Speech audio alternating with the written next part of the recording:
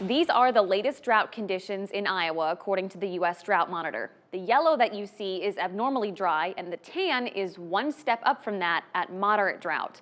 But you know what? This is certainly much less drought than we were facing this time last year. You might remember, though, all that rain we got this past spring helped Iowa finally bust out of its longest drought since the 1950s. But since then, we've had another extremely dry winter. So what does this mean for our drought conditions going forward? For that, we turn to Jessica Reese-McIntyre, environmental specialist with Iowa DNR. Jessica, thank you so much for being here with us. Oh, thank you for having me. All right, I just showed the latest drought monitor map, and honestly, things look pretty good. I mean, what do you think when you see that? Yeah, I think they look really good, particularly stable throughout the month of January, even though it was a bit dry for across the state.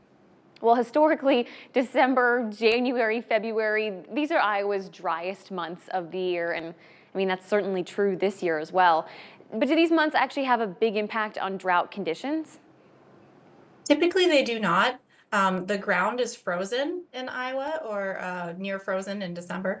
So even if we do get precipitation, it doesn't get absorbed into like the soil. So soil moisture is not really going to change much in the winter, as well as we just don't receive a lot of precipitation, a lot of rain across the state in the winter months.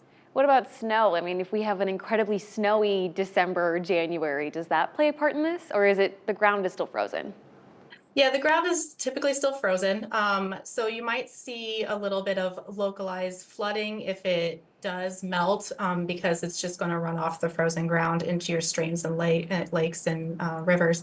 But if you've got a snowpack up north, when that starts to like in Minnesota and so on, but if it starts to melt, that will run right into the rivers. And so again, you'll see maybe some more flooding, but it doesn't directly impact drought conditions. All right, we've got some maps that we want to show our viewers at home that compare drought conditions from January of 2025, that's the one on the left, to 2024 is on the left, and 2025 currently is over there on the right. I mean, what's the difference here? We can see it looks like a lot less drought, Jessica.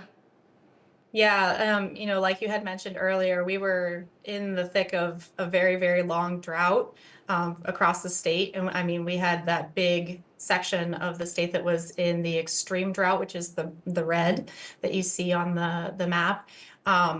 So clearly we are in much better conditions right now. And the fact that we did have a wet November and December across the state really set us up to kind of coast through these cold, dry months. So what are you seeing for our drought outlook going forward into the spring and even the summer? Yeah, so according to the National Weather Service outlook, the 1 month precipitation outlook looks to like the eastern 2/3 of the state of Iowa has an increased chance of having above normal precipitation, whereas the western third just has an average chance of precipitation. And then the 3 month, so this is for March, April, and May, so the spring season, it looks like the 1/3, eastern 1/3 of the state could see an increased chance of above average precipitation, whereas the rest of the state would just be in about the average. We'd see about the average level of precipitation.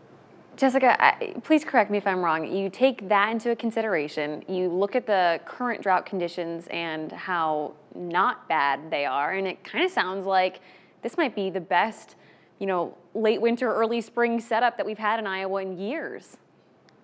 Yeah, well, especially, having such a terrible long drought that we experienced, this actually looks to be pretty favorable for the state.